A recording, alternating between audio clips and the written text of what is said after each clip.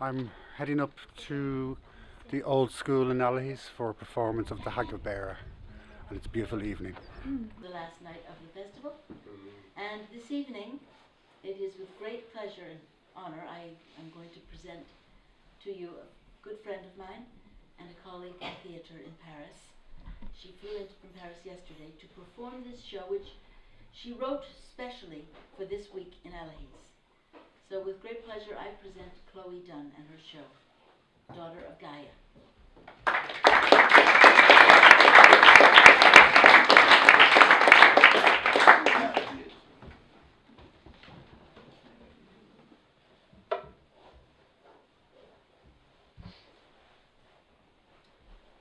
Ebb tide has come for me. My life drifts downwards like a retreating sea with no tidal turn.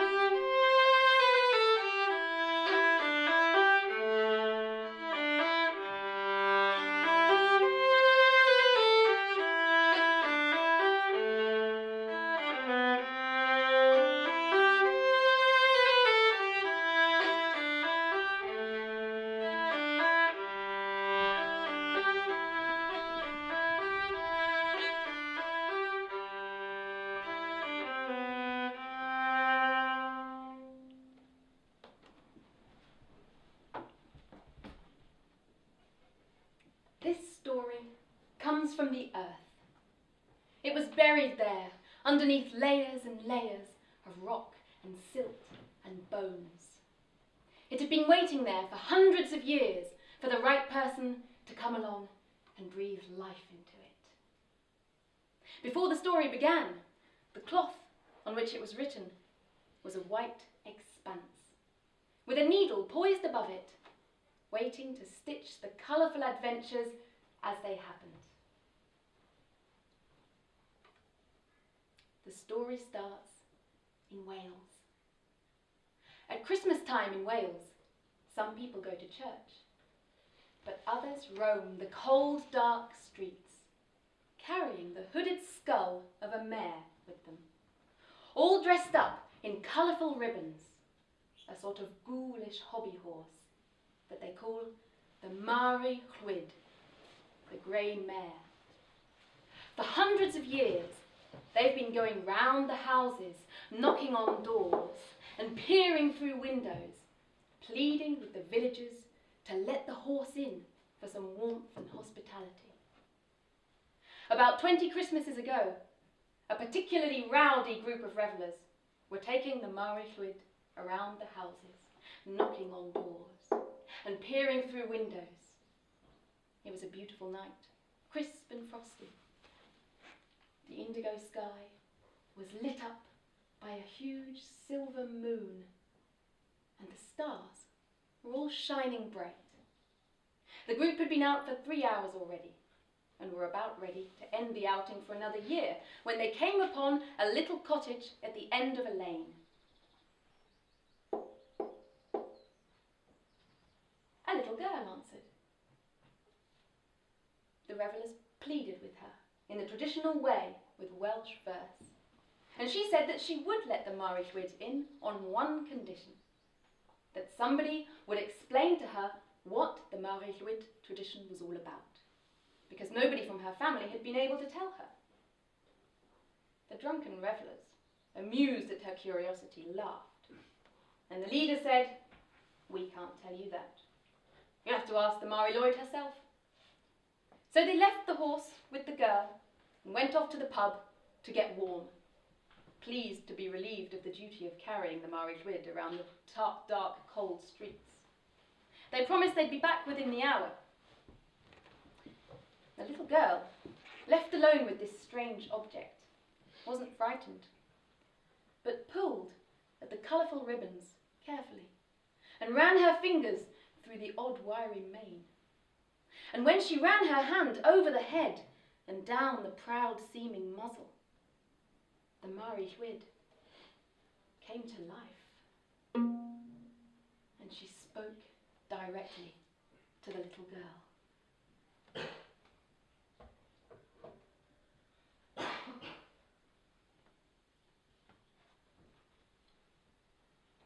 The hoodnin horse, the Marbury dun, old Boneface the deathless am I, heavy with foal 2,000 years, bridled with sorrow, saddled with tears. I canter through pastures of tremble and quake, I gallop the track between sleep and awake, seeking the deep of welcome and stint for my tears.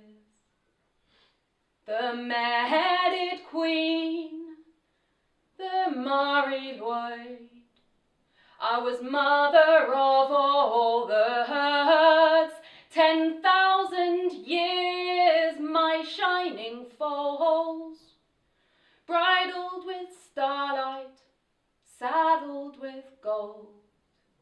I leapt the divide between living and dead, I quickened each year with a toss of my head, seeking the deep of beauty, and never grew old.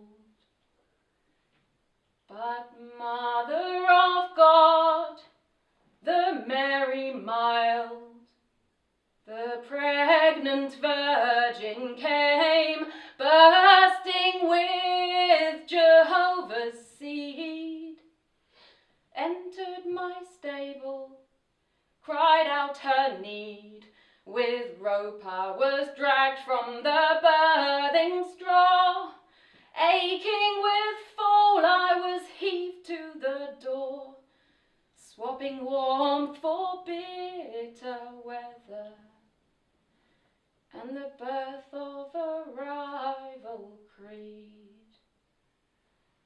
So now I'm nightmare, I'm rattling womb, the Uffington wraith I've become, forced into dark, you've made me a fiend, bridled with shadow, saddled with scream, from window to window, traversing the night, my face in your glass in a shudder of light, seeking the deep of welcome, befitting a queen. Let me in once again, let me in.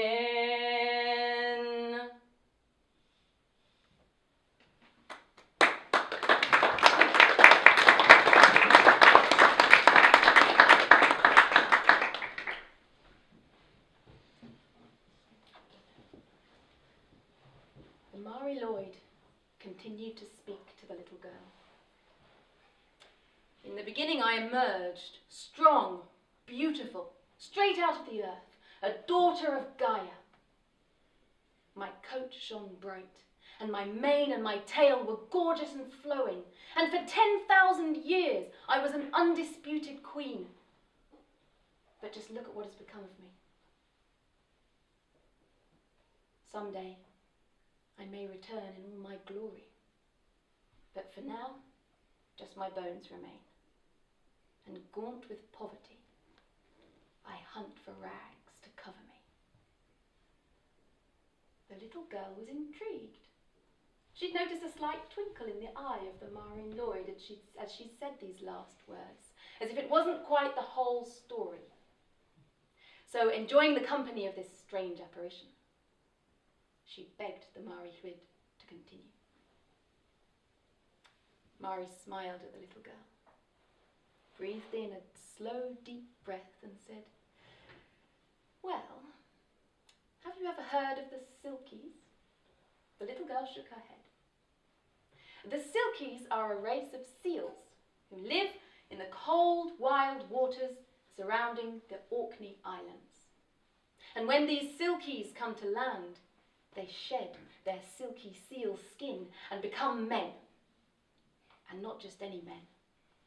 They are hugely attractive, unbelievably seductive, incredibly charismatic. A great temptation for any young woman from the mainland, or any dissatisfied fisherman's wife, for that matter.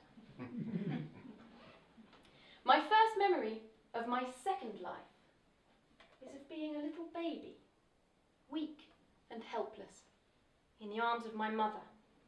And she was weeping because she couldn't find my father. She didn't know where he came from.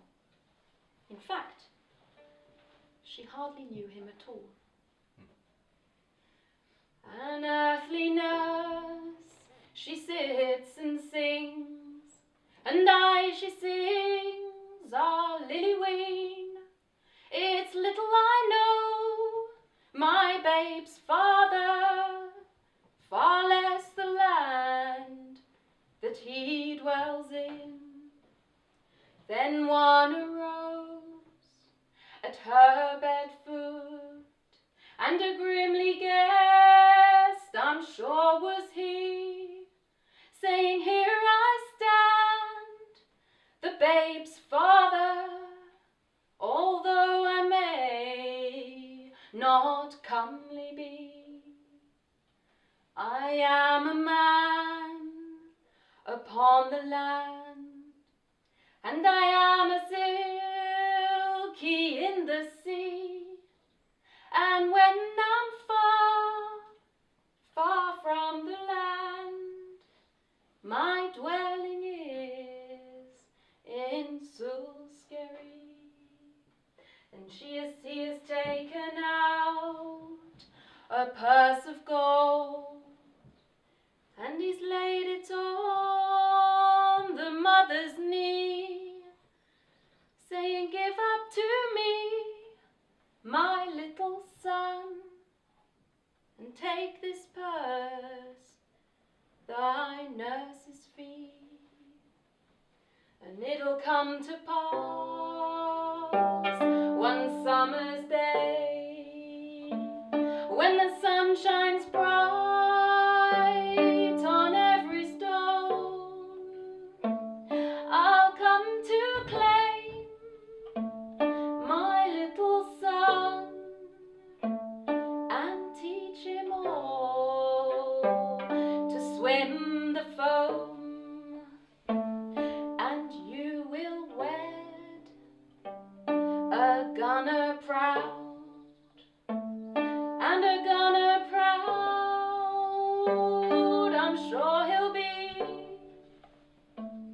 And the very first shot that gunner fires will shoot and kill my babe and me, my babe and me, my babe and me, my babe and me,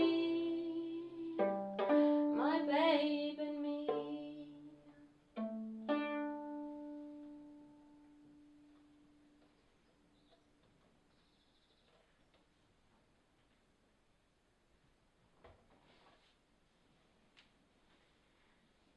The little girl was upset to hear of this untimely end for the poor baby Silky. Mari comforted her. Yes, my life was short, but I loved it so passionately.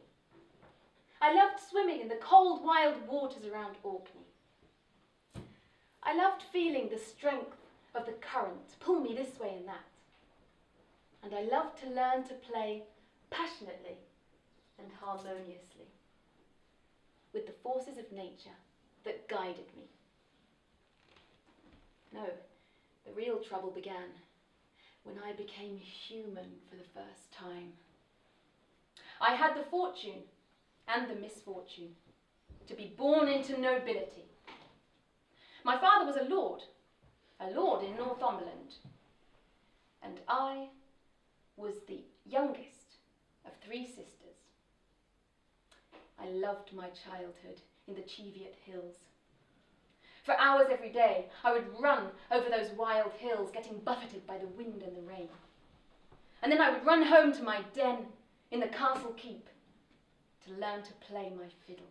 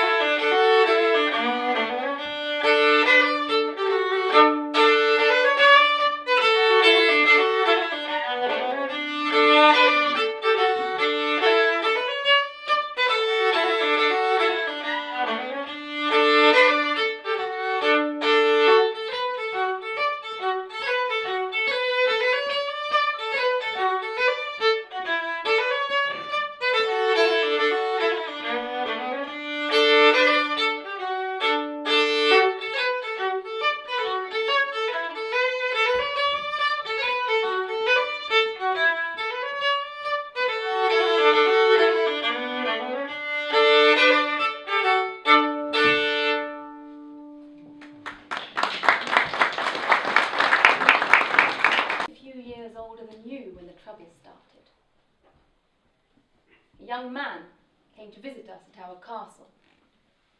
And within a year of that visit, my eldest sister was married to him. During the wedding celebration, something strange happened.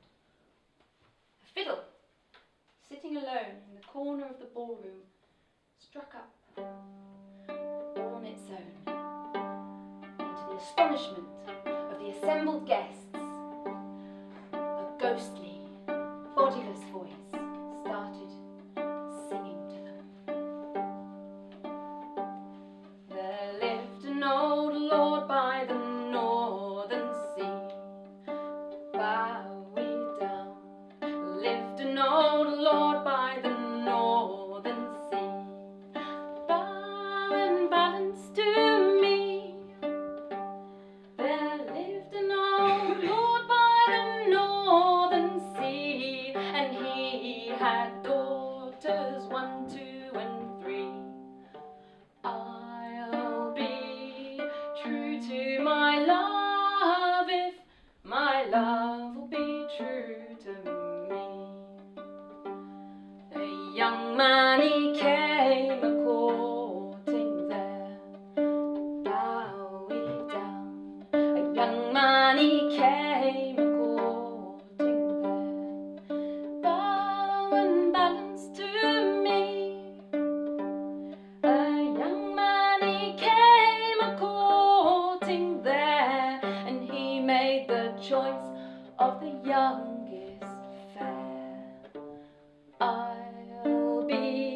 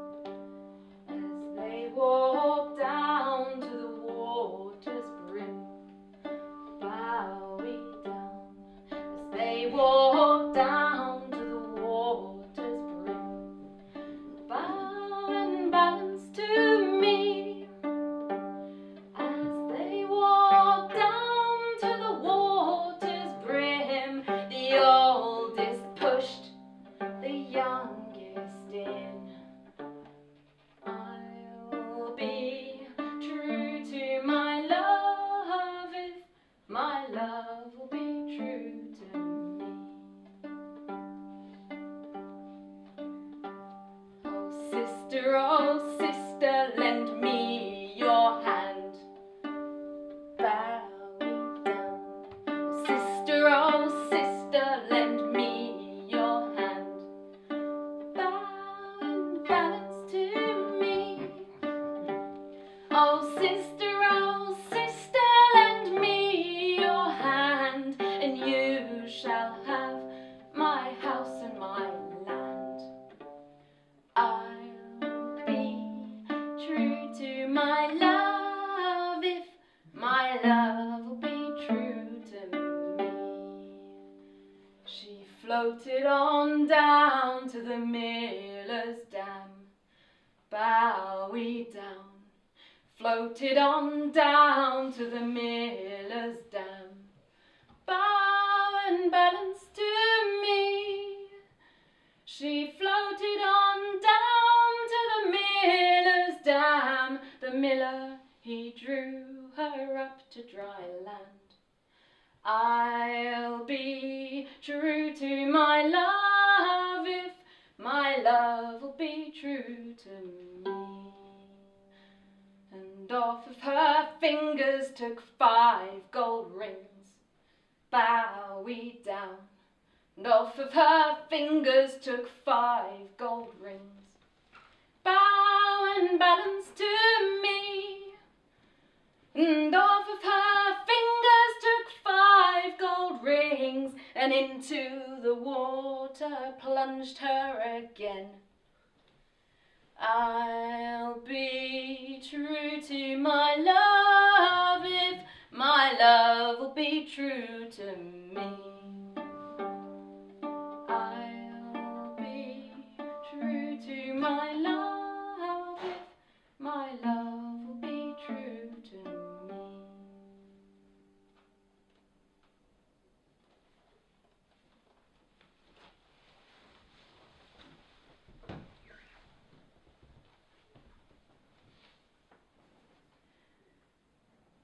The little girl was confused. "Why?" she asked. "Did the young man marry your sister when it was you he'd chosen? Didn't he cast your cruel sister away? Didn't he mourn your terrible death?" Mari sighed. "My poor girl, I'm sorry to tell you this, but for some people, money is more seductive than a person. But I was as dismayed as you are now for what I had experienced of humankind. So before coming back into another body, I pleaded, not knowing to who or what exactly, to come back as a man this time, and to be able to experience true love. And somehow, I got what I asked for. I came back as a fisherman, living on Inishmore in the Aran Islands. And I experienced true love for the most beautiful woman I have ever seen. Every year on Inishmore, there's a fair, a yearly celebration of the coming of spring. There's music and dancing, and the whole island comes to life.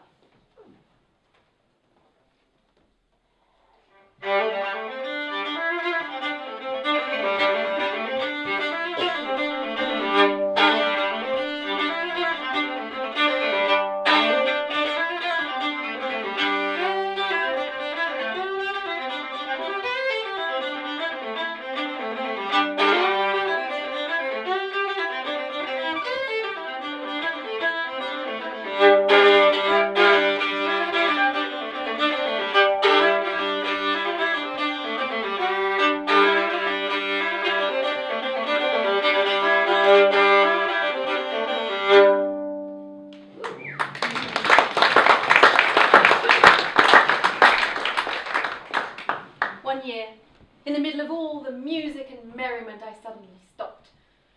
I saw her there, carefully weaving a basket, and I thought I was looking at an angel.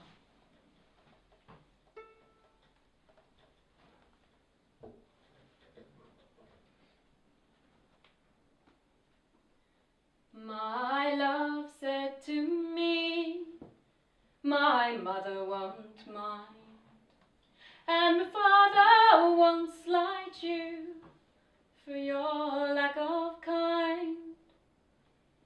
then she stepped away from me, and this she did say, "It will not be long, love, till our wedding day." She stepped away from me as she moved through the fair, and fondly I watched her move here and move there, and then she turned homeward with one star awake, as the swan in the evening moves over the lake. The people were saying no two were ever wed, but one had a sorrow that never was said, and I smiled as she passed with her goods and her gear, and that was the last that I saw of my dear. I dreamt it last night, my true love came in, so softly she entered that her feet made no din, and she laid her hands on me, and this she did say, "It will not be long, love, till our wedding day."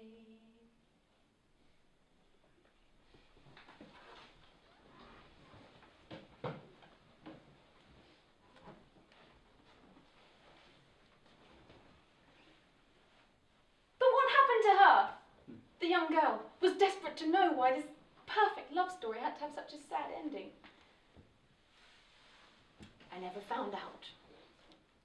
The little girl was unsatisfied with this response.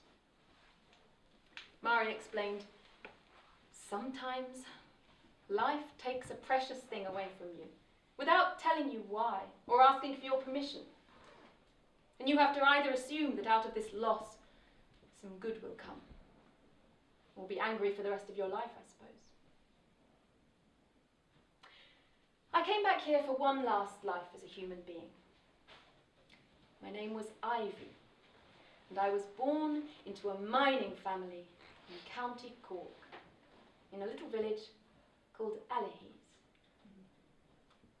And I myself married a miner. Ah, Joseph, how he used to make me laugh. The first time I saw him was at primary school, and even then he was a prize clown. We were always in trouble, the two of us. But somehow he always managed to get us out of severe punishment. Must have been his charming smile and gift of the gab, I suppose. As soon as Joseph had secured his place in the mining pit, he took me up to our favourite bench on a little hill overlooking the village. Hundreds of little lights were coming on one by one in a glittering patchwork, and there, in the fading light, he asked me to marry him. My heart was pounding, and butterflies were dancing in my stomach as I accepted that ring. A tiny little object that symbolised a whole life of happiness with the man I loved and admired more than anyone in the world. It wasn't a rich or extravagant life, but we miners' wives, we cared more for our men than money. And I cared for Joseph when he got ill. Mining is a tough job. It can break even the most resistant men.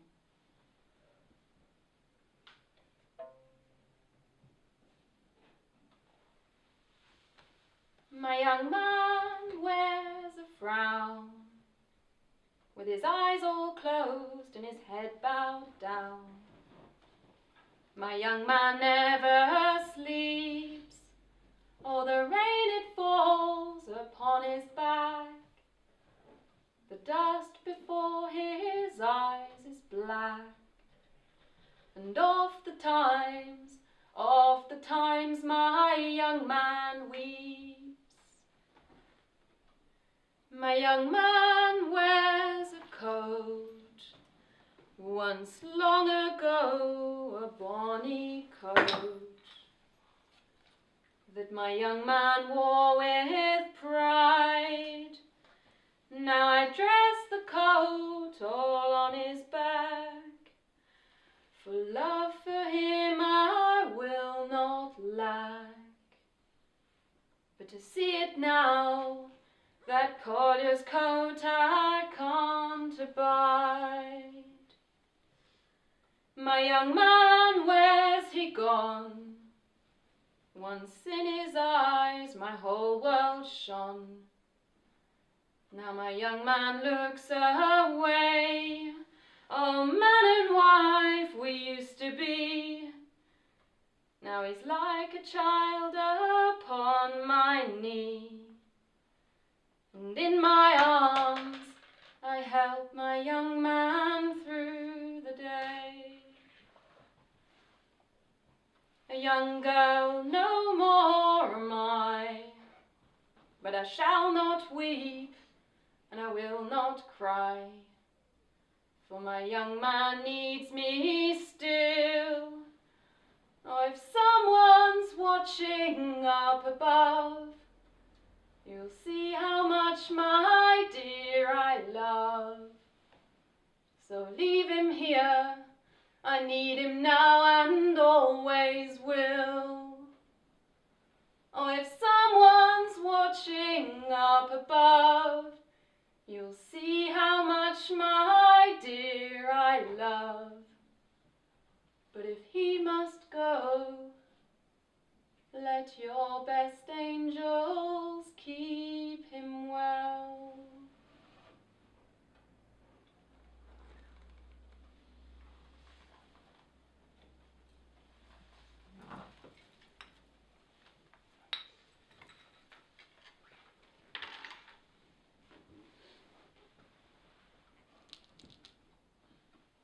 That was my last life here as a human.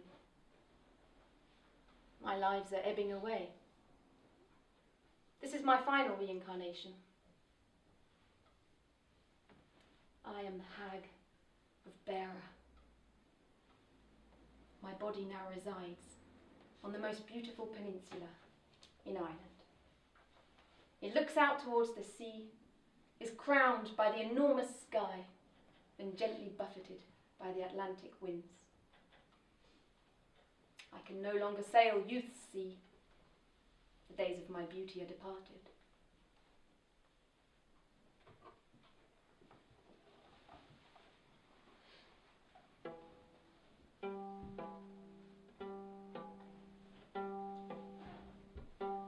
Ebb tide has come for me.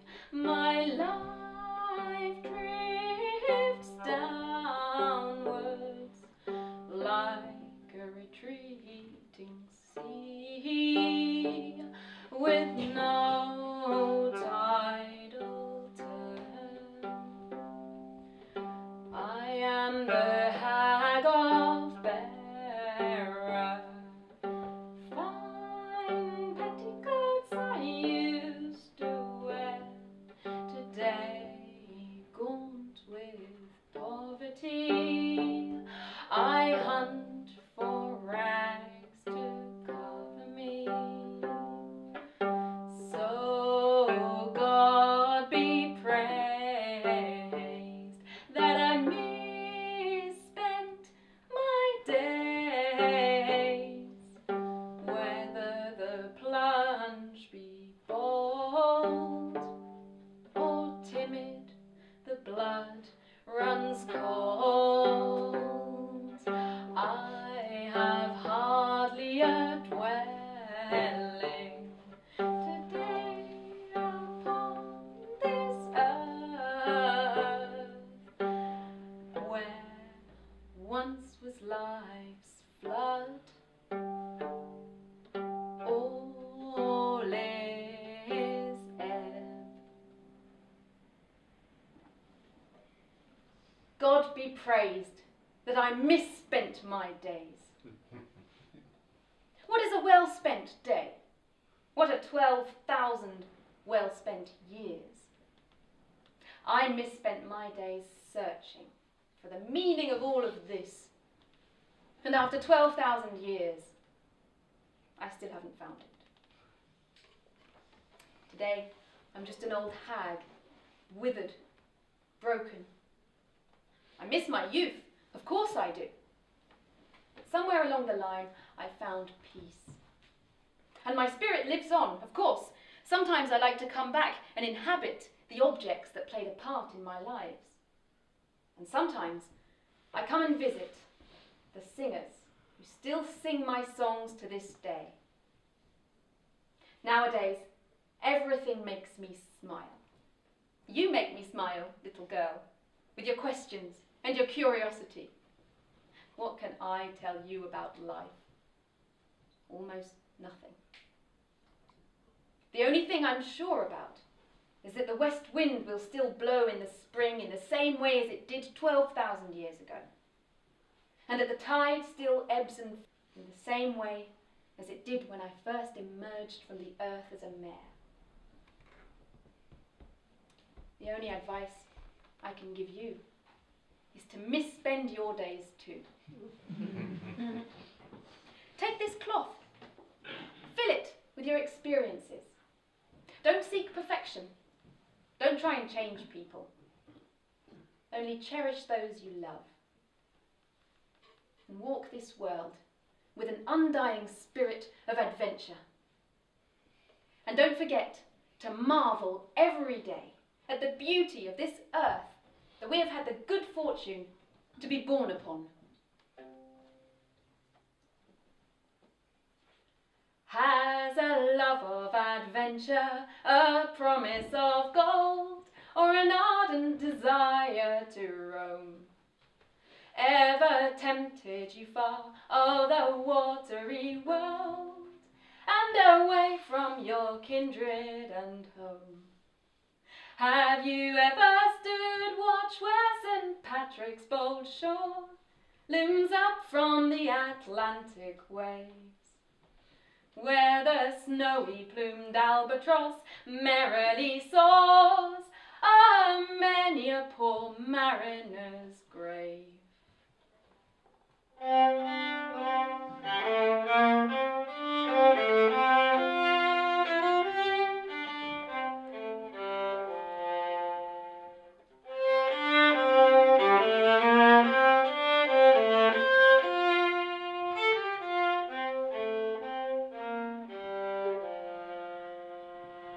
Have you ever relived the unspeakable joy of meeting with loved ones again?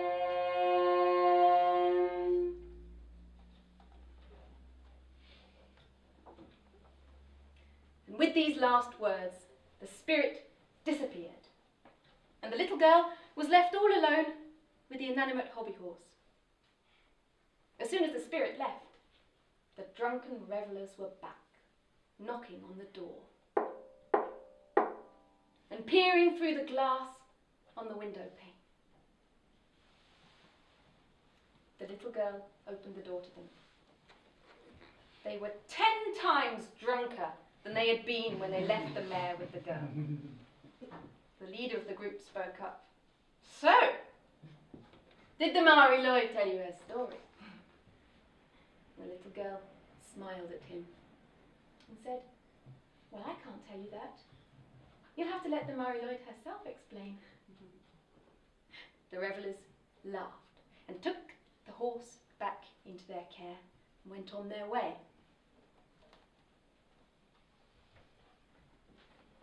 And the cloth stayed with the girl all throughout her misspent days. became so filled with colour and trinkets that in the end there was no white left at all.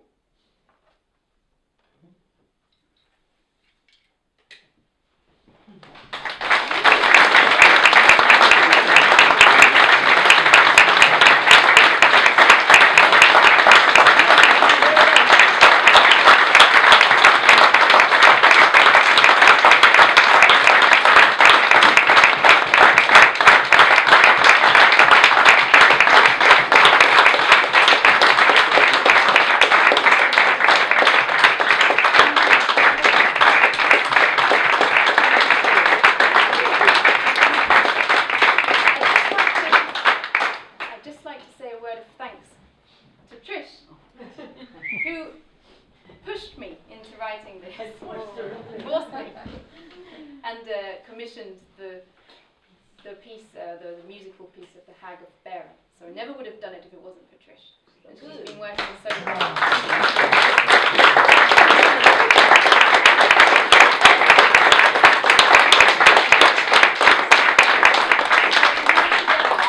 I mentioned it to Chloe and she took it over and she's worked like mad. So I think it's lovely. Thank you, Chloe.